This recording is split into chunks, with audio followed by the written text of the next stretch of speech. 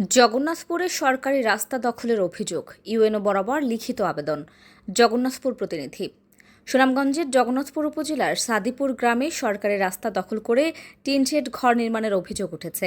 এ ঘটনার রাস্তা দখলমুক্ত করে জনসাধারণের চলাচল নিশ্চিত করার দাবিতে উপজেলা নির্বাহী কর্মকর্তা ইউএনও বরাবর লিখিত আবেদন করেছেন গ্রামবাসীর পক্ষে বদরুল আলম। 15-17 বছর হইব ই নয়া সাইড হইছে এখন বছর হইব নয়া সাইড এগুলা তো জানলাম না খে টুঙ্গি দোকান তুলি লেইছে সামনে আর মার্কেট খানা কইরা তারা এটা টুঙ্গি দোকান এটা তো রাস্তার মাঝে এটা তো থারা কইরা যাইতে গিয়ে এখান সরকারি জায়গা এই সরকারি জায়গা কেউ যদি ফাইয়া থাকে আমরা ফাইয়া থাকি আমরা জায়গার সামনে সরকারি জায়গা আমি তো চাইরাম এখান ক্লিয়ার হইতো রোড ক্লিয়ার হইতো আর আমার দোকানের সামনে ওপেন হইতো।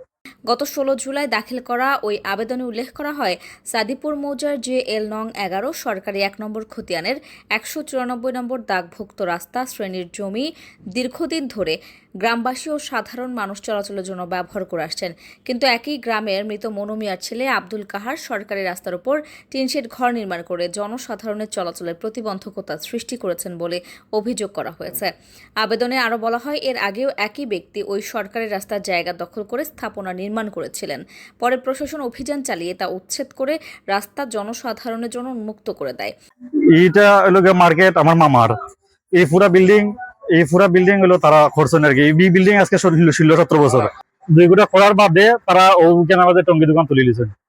এই টঙ্গি দোকান এখানে কোনো দোকান আগে আসেন না, এখানে রাস্তার সামন তাই এখানে খালি রাখছেন রাস্তার লাগি রাস্তার সুবিধার্থে যে এখানে রাস্তার লাগি থাকবো আর তো তাই না চাইলে এখানে হাইতে পারলাম তাই বিল্ডিং করার সময় হারাইছেন না তাই রাস্তা যে এখানে রাস্তার জায়গা রাস্তার লাগে তাহলে রাস্তা বড় হইব রাস্তা কামো লাগবো সরকারি জায়গা। এখন তারা এখানে বিল্ডিং তুললে এখানে তারা টিনের ঘর তুললে ইয়ে করছেন এখানে পুরা রাস্তার যানজট লাগি যায় এখানের মাঝে এই কোন রাস্তার জায়গা নাই। আমরা তো ব্যবসা তো এখানে 20-30 লাখ টাকা খরচ করে আর বিল্ডিং তুলছেন কোনো ব্যবসাও করতে পারো না কিছু করতে পারো না। আজকে বিল্ডিং মার্কেট বন্ধ মার্কেট চালু করতে পারো না ওটার লাগে আমরা চাইলাম যে এইখান সরকারের পক্ষ থেকে এখান তুললে দেখ তারা বা রাস্তা এখান তো রাস্তার জায়গা রাস্তা হিসাবে তো তারা তো ইয়ে করে দিতে পারে বা আমরা তো চাইলে এখন এখানে ইয়ে করতে পারি কিন্তু এখান তো মারামারি আমরা তারা চাইলে না যে আমরা প্রবাসী মানুষ আমরা যে এলাকা আছি বা থাকতে চাই আমরা টিএন অফিসও এসিডেন্ট অফিসও আমরা দরখাস্ত দিছি তখন তারা খুঁজেন তারা ব্যবস্থা নিবা। কিন্তু বর্তমানে তিনি পুনরায় একই স্থানে ঘর নির্মাণ করে রাস্তা দখল করেছেন। এই অবস্থায় আবেদনকারী সরকারি রাস্তা থেকে অবৈধ স্থাপনা উচ্ছেদ দখলমুক্ত করে জনসাধারণের চলাচল নিশ্চিত করতে উপজেলা প্রশাসনের জরুরি হস্তক্ষেপ কামনা করেছেন।